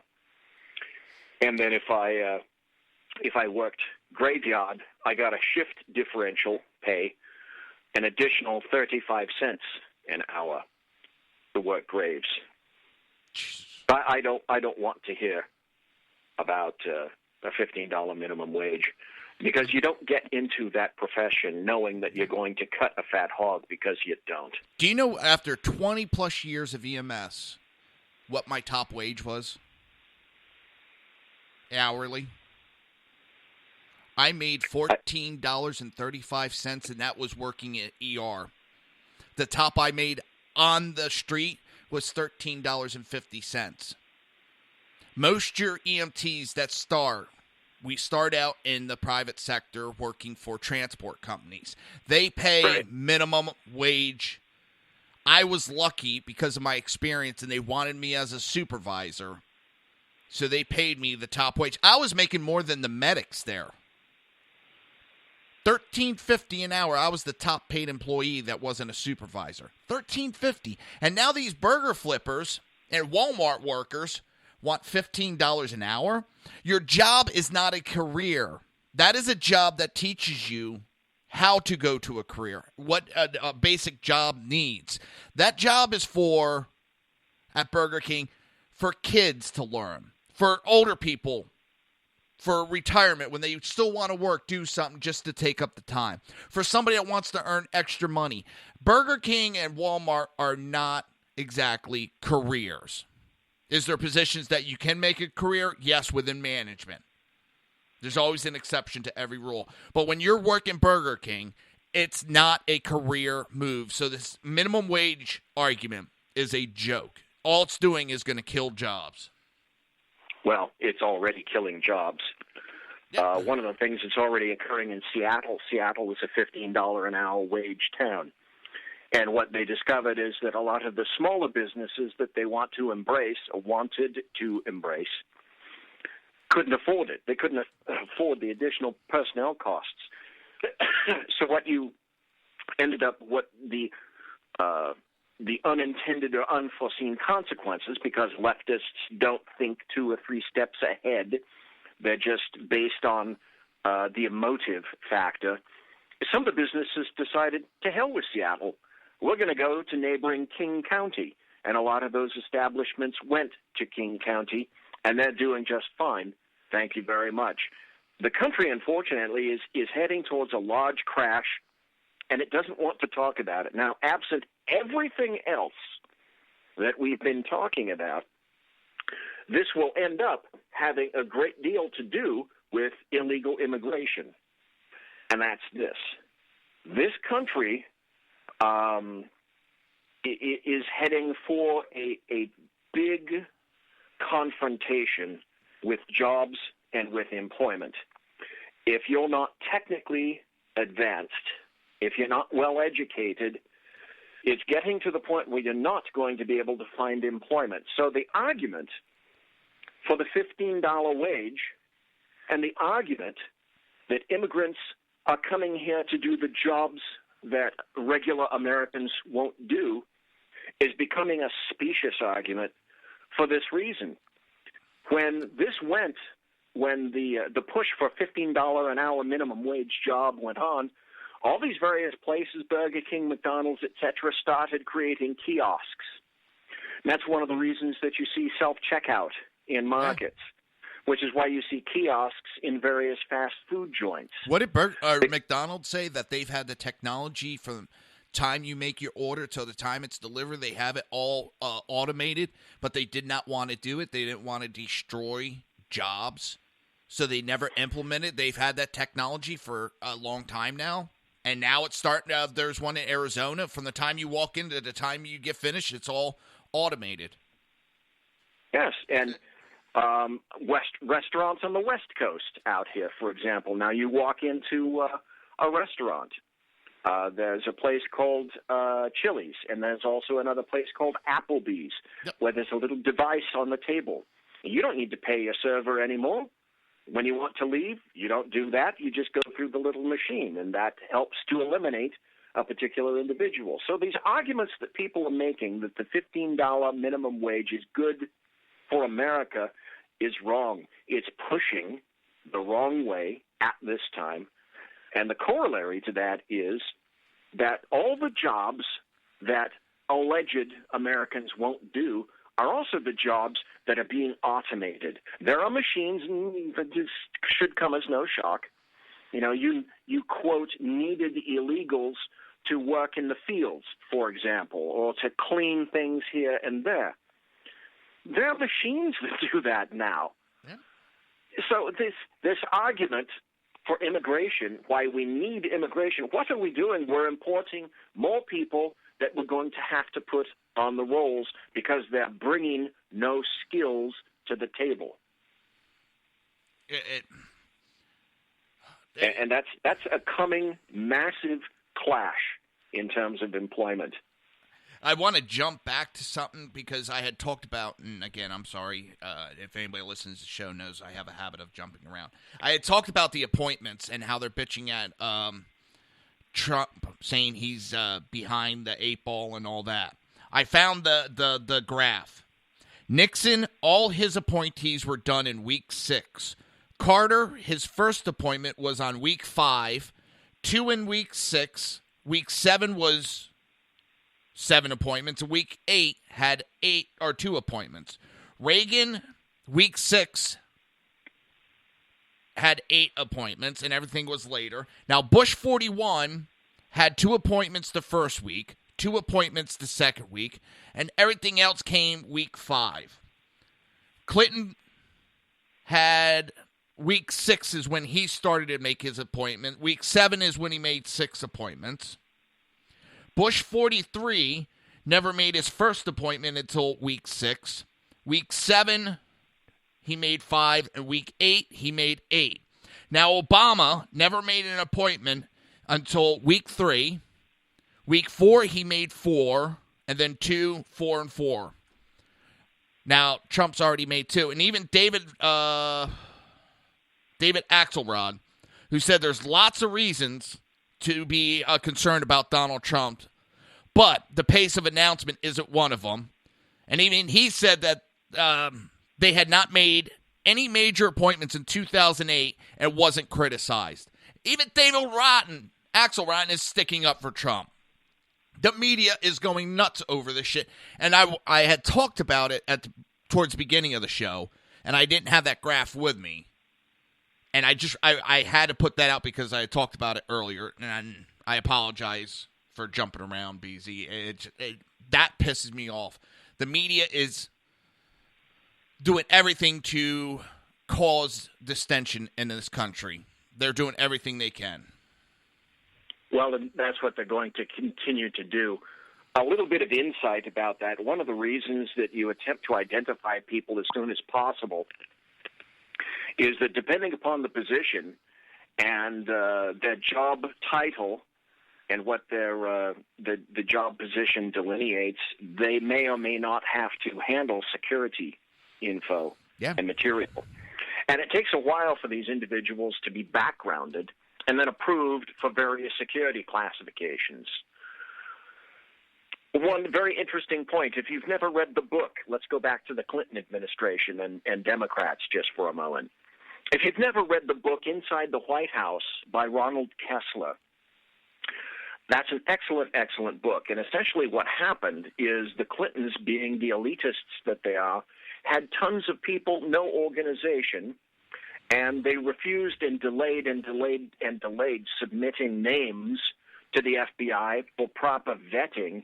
And you had people inside the Clinton White House who were handling security information and never acquired the proper vetting from the FBI. And the FBI basically did nothing about it. So you had persons running around inside the Oval Office and the White House handling secure communications and the like. So Hillary Clinton doing that on behalf of the leftists, that's really nothing new. And this is something that was tamped down. This is something that you never heard from the American media maggots. It took someone who was actually inside at the time, and he was working for the FBI, which is why he knows this. He saw it personally and wrote it down, and it later was published as a book. So the reason that you need this and to identify people, if you're going to do it the right way, is so that you can have all these people backgrounded for the various security clearances. That is, if you care, and if the FBI is pushed to do its job. So you already know what kind of an idea I have about the FBI. Now, not the line-level agents, but the administration. It's ridiculous. Here's something interesting. Robert Clapper submitted his resignation today. That's a wonderful thing. People were saying that he was going to do it anyway, and so he ended up doing it today. He's the guy, if you remember, who said that, oh, no, we don't monitor people. We don't monitor their phone calls. We don't monitor their texts. Yeah, bullshit alert. Yes, you do. I'm going to give you two articles. They kind of intertwine, don't intertwine. And I want to get your commentary on it. First, retiring California Senator Barbara Boxer submitted a bill that will abolish the Electoral College. Now, everybody has to remember, it's a constitutional change. It could take up to 7 years for this to go through. Actually, it has 7 years to get passed by the states. All these protesters think it's as simple of a snap of a finger, but it isn't. It's a constitutional change that would have to take place to do away with the Electoral College. And then Washington Post wrote an article to do away with the states.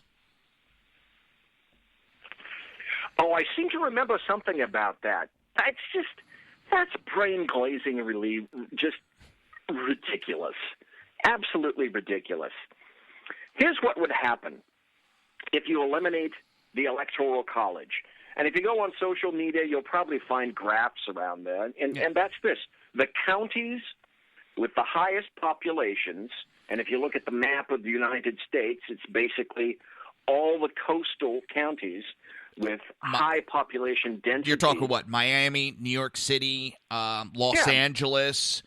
the Northeast, any city, any big city that you can think of with a high population, depending on how those persons voted, the entire rest of the United States would have to go with them. So all the rest of those, quote, flyover states, you may as well not even be living there. You might as well go back to Your vote a won't large count. urban setting and go live in a rat cage with all the rest of the people that love high-density populations and being shoved into a rat cage, and do that because that's what the Electoral College guards against, is people in certain high-density counties having all the power.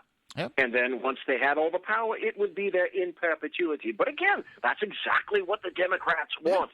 Power in perpetuity. From NPR 8 hours ago, critics work to get rid of the Electoral College. You're absolutely right.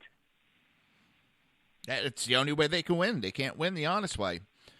Four times in,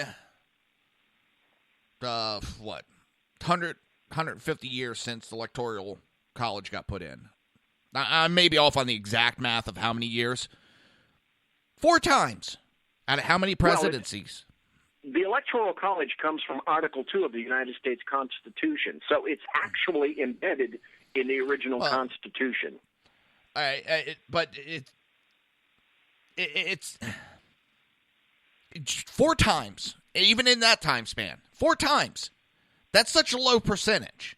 And they're going to whine and cry. They had 8 years of rule. And if you look, it doesn't matter whether the popular or what. When any party has control for 2 terms, normally it switches. Because people get tired of said party. It's happened to the Republicans plenty of times. It's happened to the Democrats. And it happened this time. People got tired of it. And I guess Cleveland Indians, and I've said it before and I'm going to stick to it, Cleveland Indians should be protesting. Chicago Cubs are not my World Series champions. Why? Because the Cleveland Indians scored 27 runs, the same amount that the Cubs scored in 7 games. So the Cleveland Indians deserve to be crowned the World Series champions. They got the same amount. To be fair. Yeah, everybody's looking this. We do not have a national election. It's not one big competition for president. And that's the problem. People are looking and saying it's one big competition. It is 50 small races. And that's how the presidency is made, from 50 small races. Well, pretty much the difference on the popular vote, California. Oh, California's a winner-take-all state. But, you're talking what? There was a 2 to 3 million popular vote difference between Trump and Hillary? Well, yes, and just recently, because of the election, California doesn't just have a majority of Democrats now. They've gone back to the absolute supermajority. So in California, you may as well not even have an opposing party, because the Democrats can ram anything they want up the bunghole of the Republicans. Yeah, but my point is she won the popular vote by 770,000 votes, and she won California, one state. One state she won by 3 million votes. So that doesn't make sense. So California should be the end-all, be-all for presidential elections? Get over it. Get off your ass. Stop whining. Go back to fucking class. Let me tell you, if that was my kid out there protesting, I'm paying $40,000 a year for that kid to be at school, I'd be yanking that kid out of school in 5 seconds and putting him to goddamn work. You don't want to go to school? Go to work. And my daughter knows that. She wants to go to college, but she knows if she doesn't go to college, if she chooses not to, that's her right. She will go to work instead. That gets also back to the parents of all these little preening, safety-pinned, lovely individuals. The parents now want to be their children's friend instead of the actual parents. I'm very good friends with my daughter. I'm very good. We get along great. She's 13, so we're still on the young age. But she also knows that daddy is the authority in Well, the house. yes, and you get to pull the parent card. Yeah. A lot of parents, they don't know how to pull the parent card or when. Well, I get this. I had gotten this when my daughter was a baby. My in-laws, I would hear them bitching all the time. You're too hard on her. You're too hard on her. You're too hard on her. If she started crying, I would get her out of that restaurant in 5 seconds. Oh, you can't do that. Yes, I can. I don't like when other people do it. And I was hard on my daughter. Now, I don't have to be that hard on my daughter because she knows the rules. She knows discipline. So I can be a little bit more friends with my daughter because I established, and she said she loves me to death. My daughter adores me. I know that. But she also fears me at the same time. She knows. Here's the other thing. You've done your best to create something that no one is interested in anymore. A good citizen. Yeah. I've told her, I catch you desecrating the flag. Me and you are going to go round and round. She's like, no, that's disrespectful. I love this country. In her class, she's in 6th grade. They had an election in her class. She was the only one that voted Trump, and she got ridiculed for several days afterwards. And she stood up going, yeah, I voted for Trump. And they're like, oh, hey, Trump, why don't you come here? And she came home. She's like, Dad, why are they calling me Trump? I said, they're trying to make fun of you. You know, they don't like Trump, so they think by calling you Trump, it's an insult. She's like, I think that's stupid and ridiculous. I just ignore him. My daughter also has a speech impediment, and she's gotten a hell of a lot better. But she used to get mocked for it, and it used to upset her. And I've talked to her about it and how to deal with it. And now she just like ignores what kids say. If they say something negative, she'll walk away from them. And that's why this bully shit that the left pushes is an excuse to whine. You have Megyn Kelly. Trump was bullying me. Well, you were bullying him. You were trying to force him to submit to your way of thinking. Because she's like, he was trying to force me, and he went and he kept coming at me about his point of view. Well, what does a journalist do in an interview? They attack the person they're interviewing. So she's bullying also. This whole idea of bullying, everybody bullies everybody by definition. By me over-talking you right now, I'm bullying you. And what would you do if you didn't want to take it? You would talk right back over me. You know, it's so easy to go back on their conversation and use it against them. Then it's, oh, no, that's different. I only watched this video once. I can't watch it again. But on this past Saturday, November 12th, if you happen to go to my blog and go to the November 12th post, it's entitled The Insanity of Leftists on Trump's Win.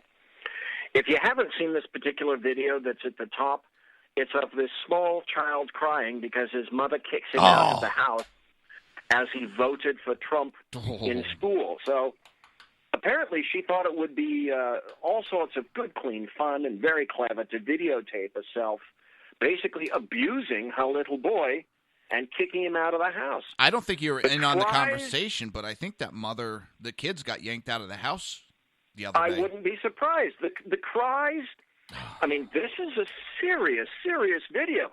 This child thinks that he's being kicked out of the house. He cries, he pleads. Yep. I got to interrupt, and I'm sorry to interrupt.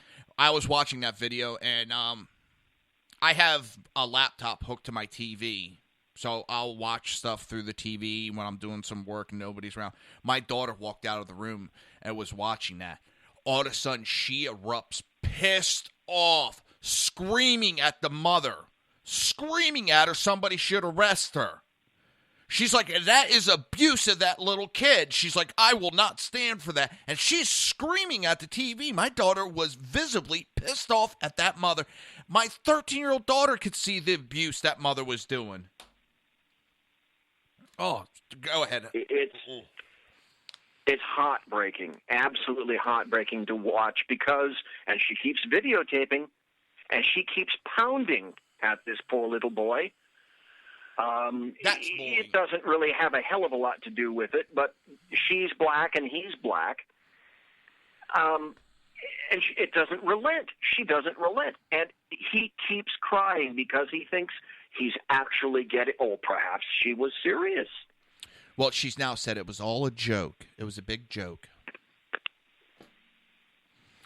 A joke does not excuse you for being abusive towards a child. Just as these people that say that they're joking when they threaten to kill the President-elect Trump. It is not a joke. A joke does not excuse you of breaking the law.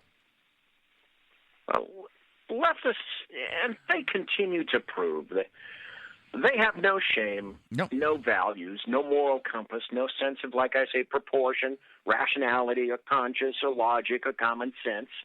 Little sense of direction except maybe nihilism or base anarchy like we're seeing throughout the United States.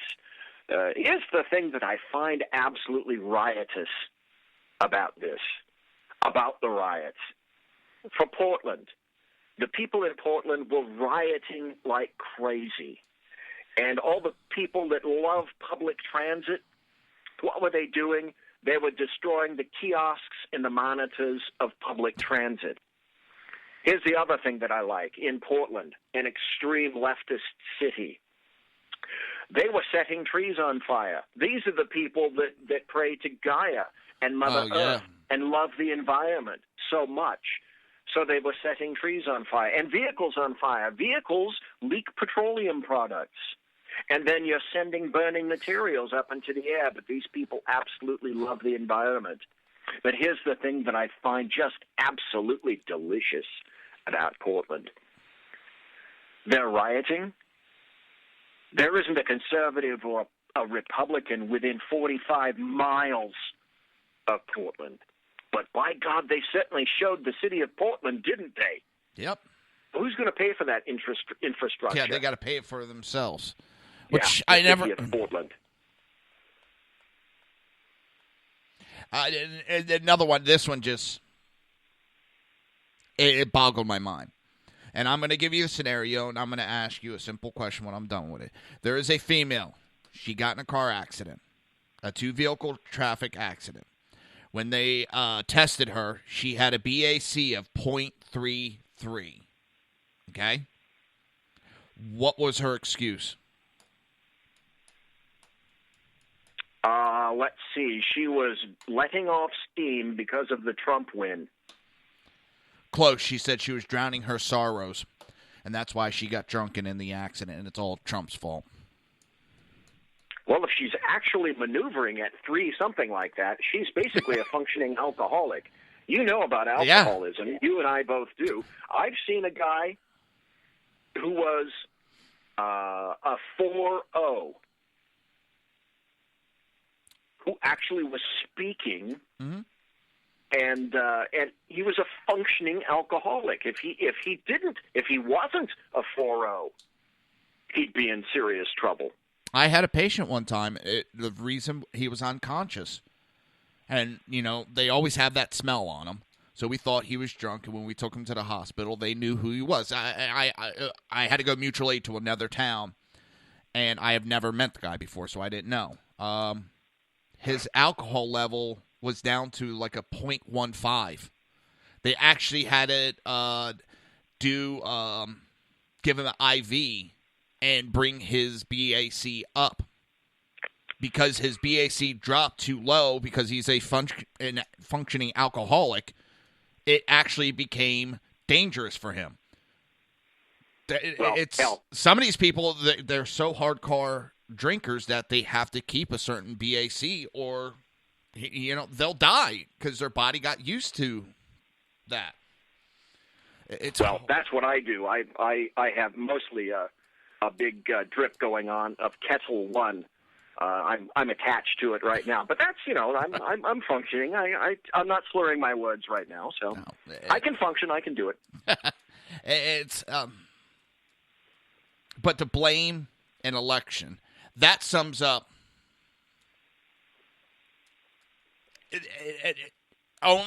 only them would they come up with blaming an election for being in a drunk driving accident. And they think it's an excuse that'll get them off.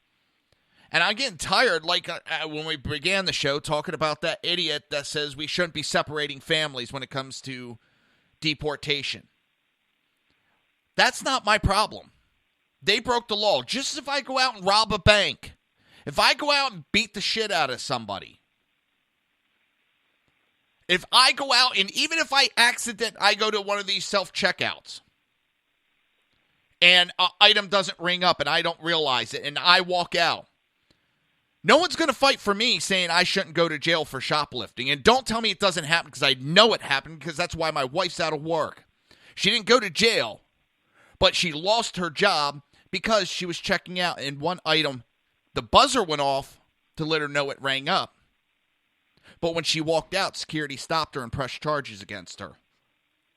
So she could have gone to jail very easy. But no one was championing for her not to go to jail because it would split a family up. But for some reason, they want to make excuses because people choose to break our immigration laws. We should forgive them because we don't want to break families up.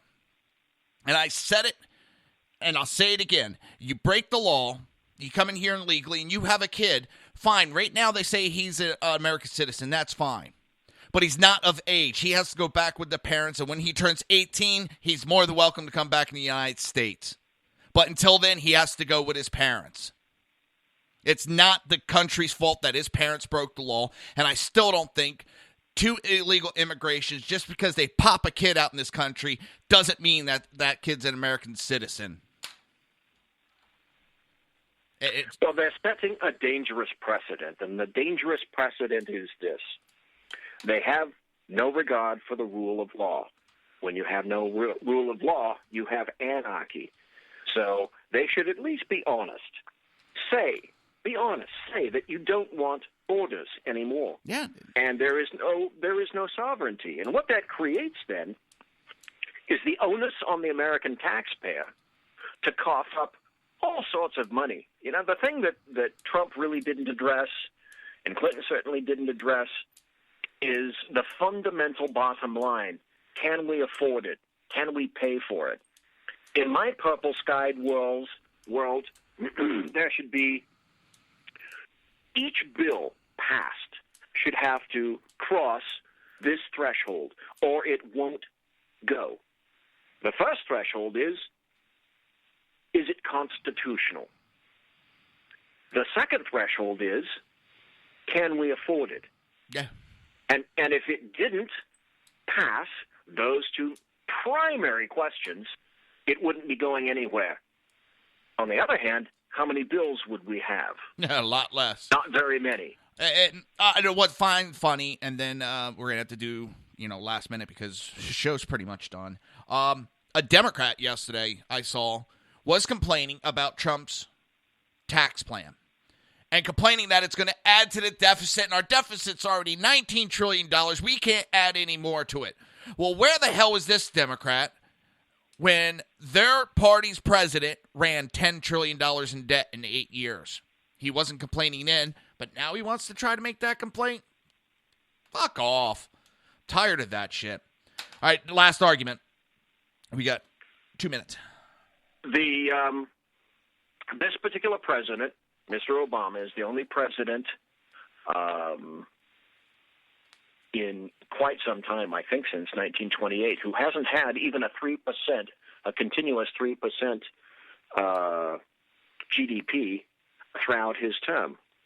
It's a cover-up. And here's the deal. Like I said, all of this that's going on right now, I think this is the new normal. But I think what Republicans and conservatives are going to have to do is just basically what Trump said on his winning speech, and that's this: the work is just starting. We as conservatives, we cannot afford to give up. The more they push, the more left push, the more I'm going to push back. That's why I am pushback. I have to be pushed back now because so few people are willing to do it. So this is the new normal, number one. And number two, if you think that you can just sit back because you own the Oval Office and the House and the Senate, just wait. Everyone knows that... and that's what the Democrats did. They sat back and they thought they had everything. Well, yes, they became complacent. Well, complacent by name is the Republican Party, really. Yeah. I hate to cut you off, but we are there at the end of the show. Yes, sir. And I love having you here, BZ. I really appreciate you calling in. Thank you ever so much for having me, sir. Anytime. You're very kind and gracious. Anytime. We will be back tomorrow. Same Reaver time, same Reaver station. Yes, I ripped that off.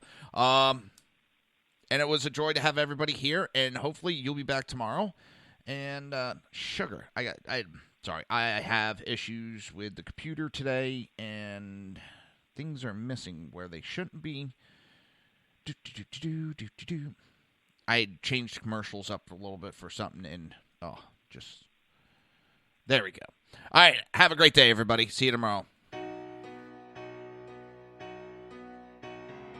You've been listening to the Reaver of Common Sense with its host, Jersey Joe. You can tune in every day, Monday through Friday, 11 a.m. to 1 p.m. Eastern Standard Time, right here on hppundit.com and shrmedia.com.